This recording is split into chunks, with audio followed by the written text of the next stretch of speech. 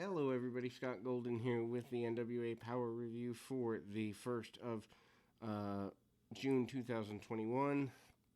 Basically, a lot of hype for the upcoming When Shadows Fall pay-per-view coming up this coming weekend. May Valentine interviews Camille. Starts off the show listing some of the greats that have held the Women's Championship in the past. But she said she's greater than all of them and ready to take the legacy of the NWA to another level. Camille talked about how she's was sitting next to May on the last show, and she's upset that May Valentine talked about Thunder Rosa when Camille was there to be interviewed. Camille addresses Rosa's comments and said she's a coward and talked about how she's going to defeat Serena Deeb. May Valentine is with Billy Corgan. Corgan talked about how Trevor Murdoch was the kind of man that the NWA is about. He says when you mess with him, he's never going to let go. Kurgan talks about how everyone has a chance in the NWA, and it doesn't matter where a person comes from, everybody gets chances. Corrigan compares Trevor Murdoch to Jerry Blackwell and says that he's not traditional looking but doesn't need to be, but he can go. Corrigan makes the point that the NWA is a land of opportunity and that Murdoch is championship material in his mind. He's trained by Harley Race, and Corgan said Harley was right about both he and Nick Aldis, the current NWA champion, who Harley had also trained. The When Our Shadows Fall main event is going to be a great match. He says Corgan is rare on the program, doesn't put himself over, but I think with the relaunch of the brand post-pandemic, I think him being on some shows would be a good idea. Latmir and Camille talk about being a successful couple in pro wrestling. Latmir touches on their friendship and also his friendship with Aldis and how he wasn't offended that Aldis said that as long as everyone performs, they're safe with Strictly Business. Latmir said that he was not being talked about by Aldis when this was brought up. Even though he was specifically named, Latmir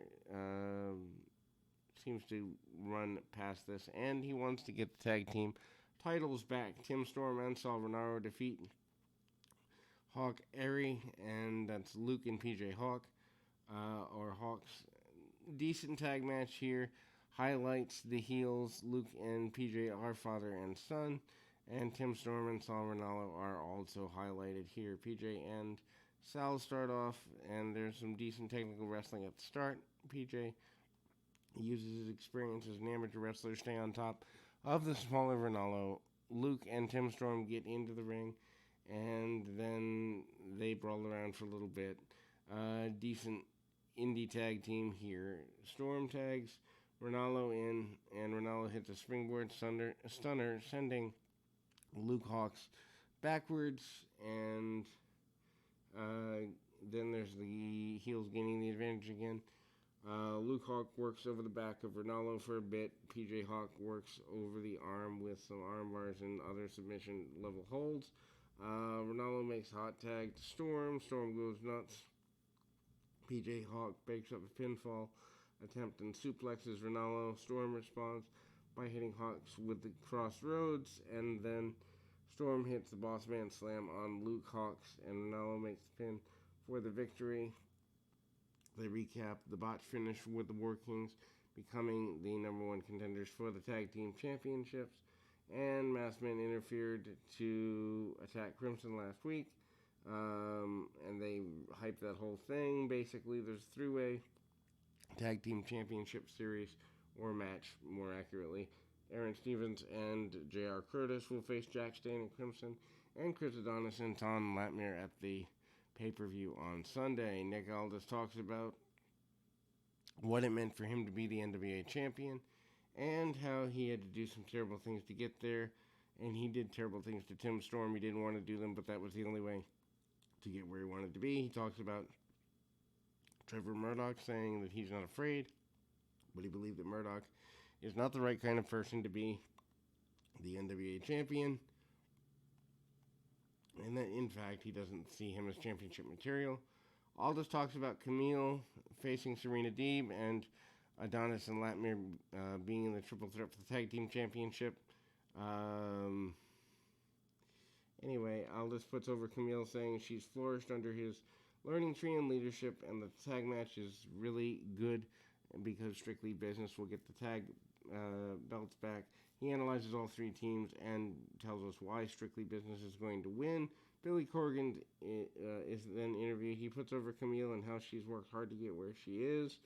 And while Thunder Rosa might say that she's handed opportunities to her, Corgan feels like she's earned her position and worked hard for it. Corgan also talks about Steven and Curtis, War Kings, and Latmere and Adonis match as a whole, and hypes that there will be a winner there. He explains why War Kings were in the match and that they had the match stolen from them last week, and that Latmere and Adonis were added because of Latmere's background as tag team champion. He didn't want to be about taking away opportunities, but giving them to them and letting Stevens and Cronus take the opportunity from the challengers. They tried to explain this. It was clunky, but at least they tried. Weekly, this program continues to be one of the best parts of pro wrestling because even with a small roster, every talent means like they matter, and so many of the larger companies could learn from this example. Anyway, we'll be back with more right after this.